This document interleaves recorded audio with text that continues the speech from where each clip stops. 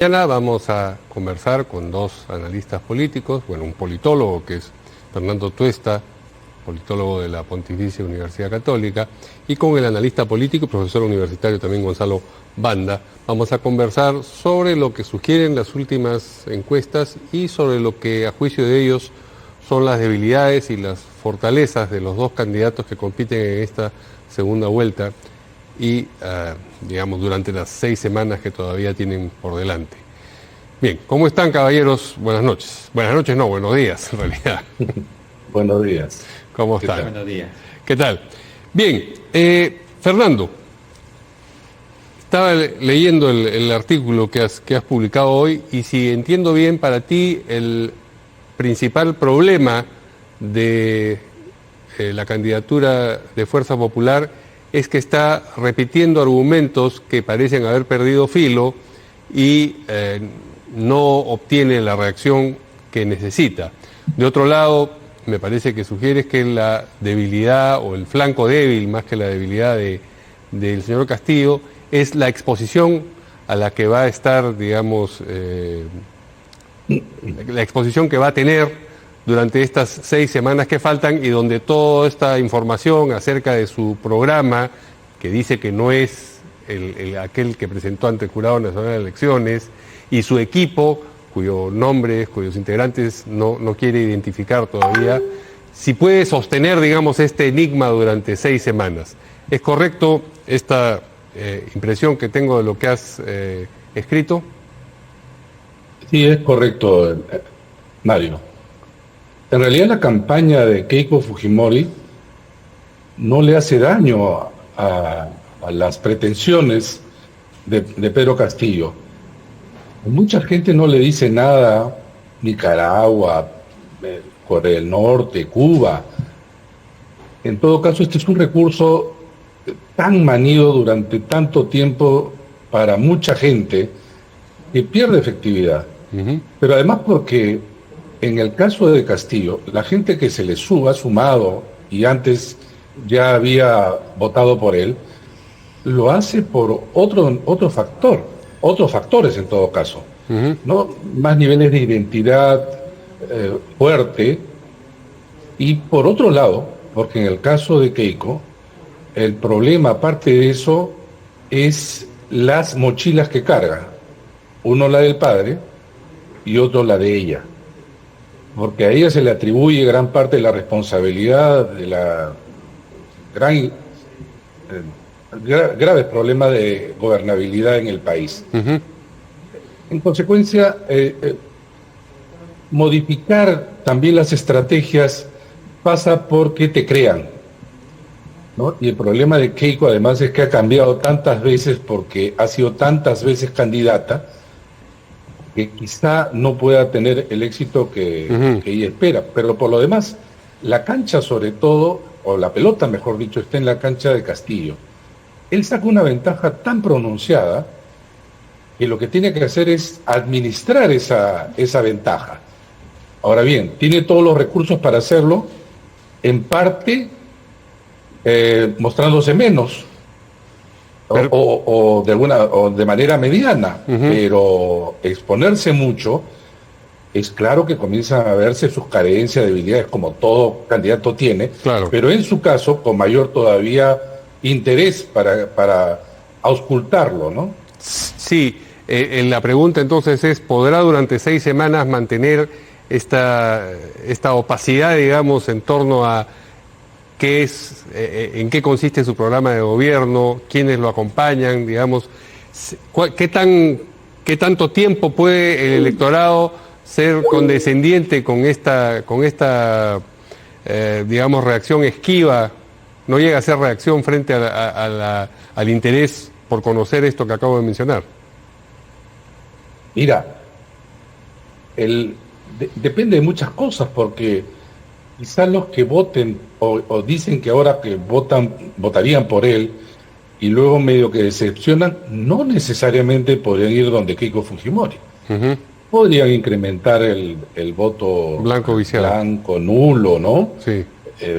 Y eso podría claro, mantenerlo siempre ganador, por supuesto. Ahora, 6 semanas de verdad, Mario, es mucho tiempo.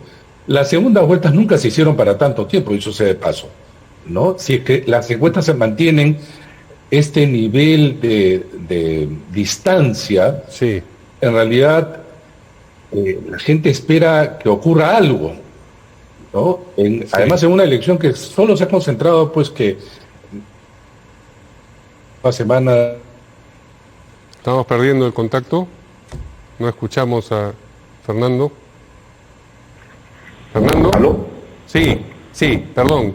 Redondea la idea, por favor. No, te decía que sin embargo, pese al interés solo concentrado en el último mes, 2 semanas antes de la primera vuelta y ahora, Sí, bueno, pero no. o mal funcionando, ¿no? Sí, Acá hay que atender a este tipo también de situaciones de emergencia. ¿Qué es lo más importante que además espera la gente, no? ¿Qué es lo que va a suceder con sus vidas, sus vidas? Ahora, literalmente sus vidas y la de sus familias. bien, vamos con Gonzalo Banda. Gonzalo, la misma pregunta, a su manera de ver, ¿cuáles son las mayores debilidades de cada uno de los candidatos y cuáles son sus fortalezas, si es que las tienen? ¿Qué tal, Mario? Sí, ¿Qué tal? creo que hemos visto en los últimos días una estrategia un poco fallida de Keiko Fujimori.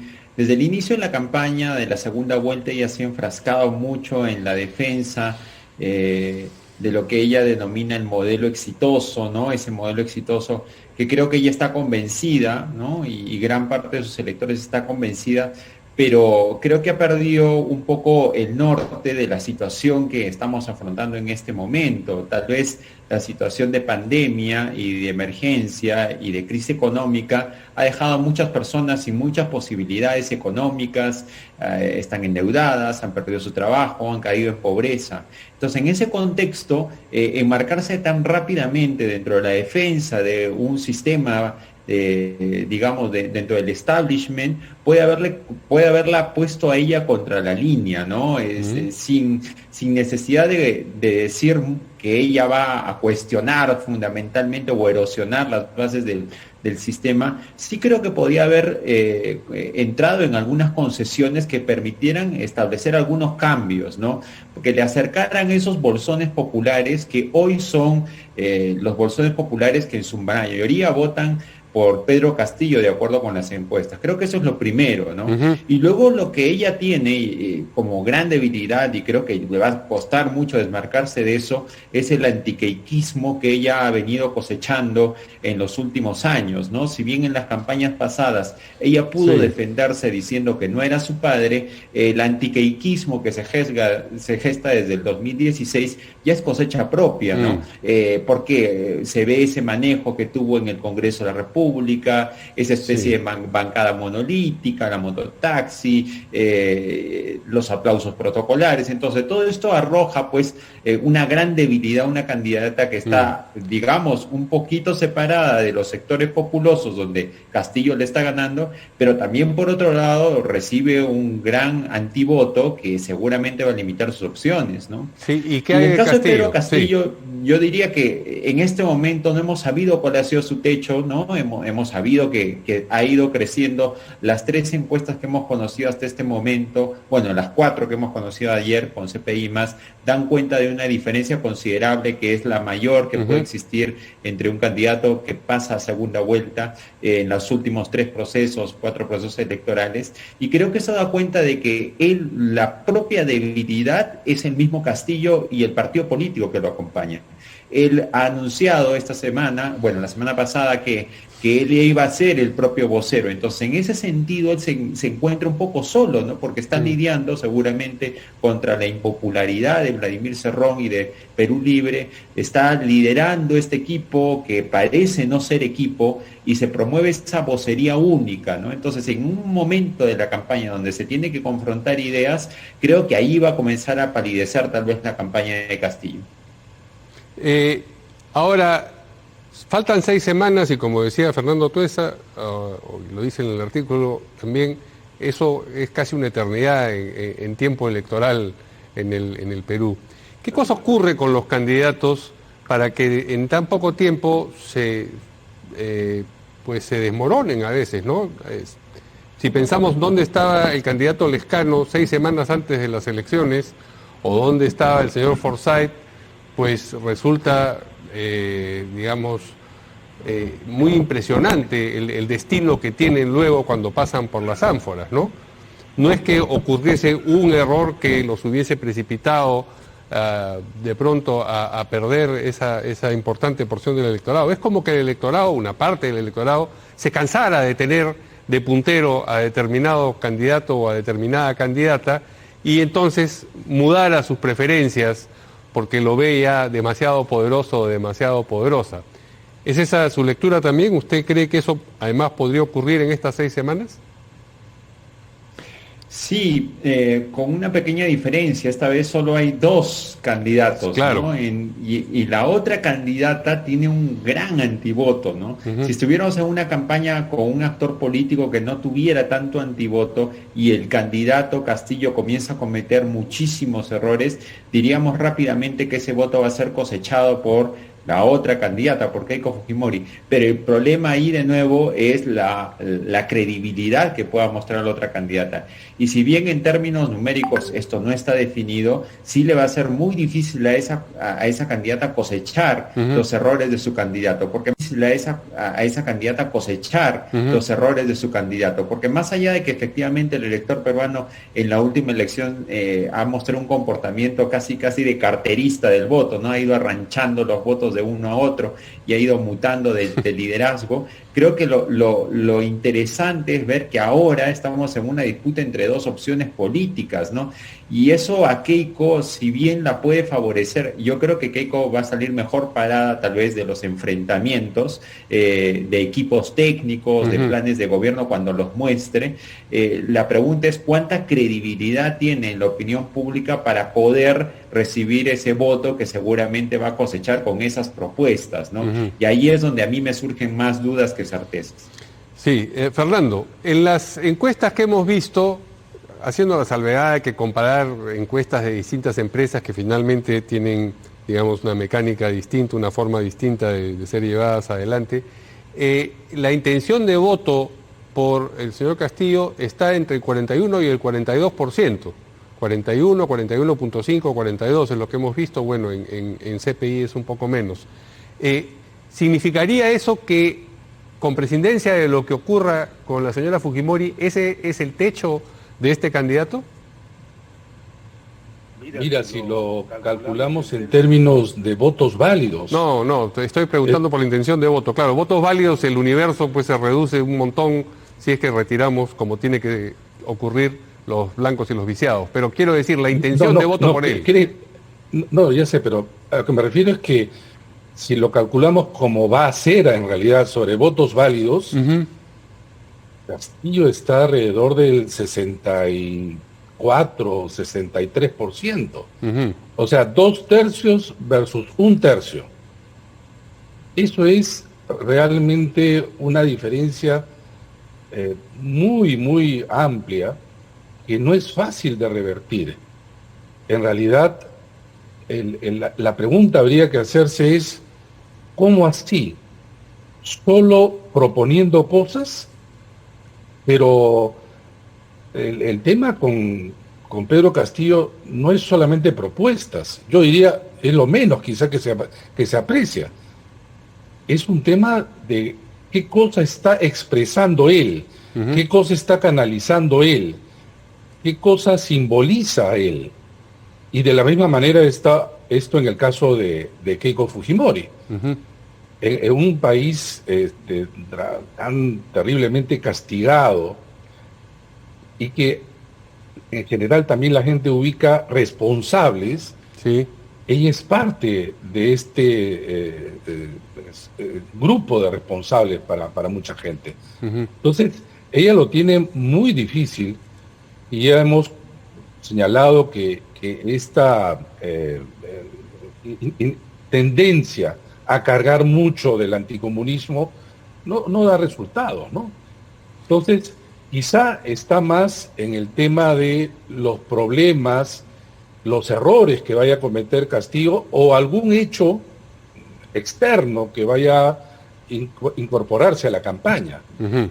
Pero indudablemente es muy difícil. Yo no digo que no se inviertan entre primera y segunda vuelta, pero de esa magnitud, mira, porque, repito, regresando a los votos válidos, porque los nulos y blancos no van a contar. Sí, claro. Solo van a contar, como se ha repetido en innumerables oportunidades, si superan los 2/3 del conjunto de votos.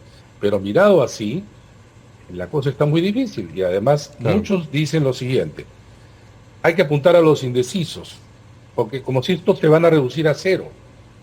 De hecho, de repente un porcentaje nada más va, y quizás se distribuyan en la distribución que hay allí, ¿no?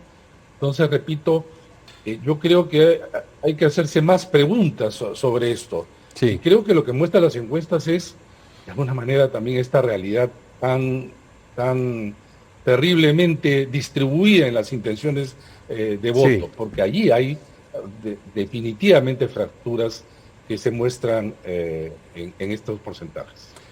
Gonzalo, ¿a usted también le da la impresión de que no será suficiente para la señora Fujimori apelar al bolsón de los que hoy están indecisos o dicen que van a votar en blanco y viciado, sino que necesitaría robarle, entre comillas, algunos de los votos que tiene en este momento en la bolsa el señor Castillo?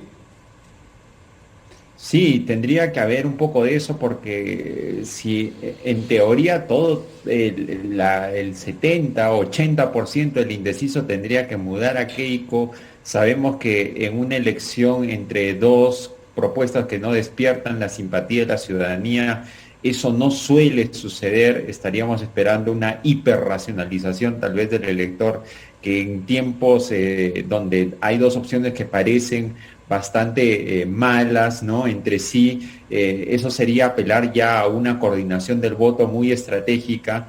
Yo creo que no basta simplemente con convencer solo al indeciso, hay como que desconvencer al votante convencido de votar por Pedro Castillo, porque como va, digamos, las diferencias son tan grandes que no va a bastar simplemente el voto del indeciso, ¿no? Y otra cosa que creo que va a ser muy importante es la propuesta regional, ¿no? Keiko Fujimori está perdiendo en todas las regiones, en la costa, e incluso en la costa norte, eso es una cosa que me ha sorprendido, ¿no? Que creo que es finalmente la que va a tener la última palabra en esta elección, pero pierde en el centro, pierde en el sur, y creo que esa fragmentación de su voto hace que la opción política de Keiko pase por ser competitiva en estas regiones geográficas. Ya no digo ganarla, porque me parece que tiene muy difícil ganar el sur y el centro. Me parece que tiene que ser competitiva, por lo menos dejarse opciones para voltear el partido, y debería tratar de recuperar el liderazgo en la costa norte. Si eso no sucede, yo creo que la campaña va a ser muy difícil de nuevo para ella, aunque de nuevo no podemos decir que esto está cerrado y que la elección va a ser muy difícil de voltear, como dice Fernando. Creo que evidentemente se enfrenta a una montaña donde tiene que revertir muchas cosas y que ella misma tendría que cambiar. Creo que esta estrategia de intentar, digamos, reducir la batalla a la defensa del modelo versus el comunismo, puede estarle reduciendo el ámbito donde ella está jugando, y eso puede ser un poco negativo para su candidatura. Muy bien, caballeros, yo les agradezco mucho haber participado de esta mesa de análisis sobre dónde están las dos candidaturas que compiten en la segunda vuelta en este momento. Gracias a Gonzalo Banda, analista político, a Fernando Tuesta, politólogo de la Universidad Católica. Buenos días a los dos. Y antes de irnos, les tengo que recordar, como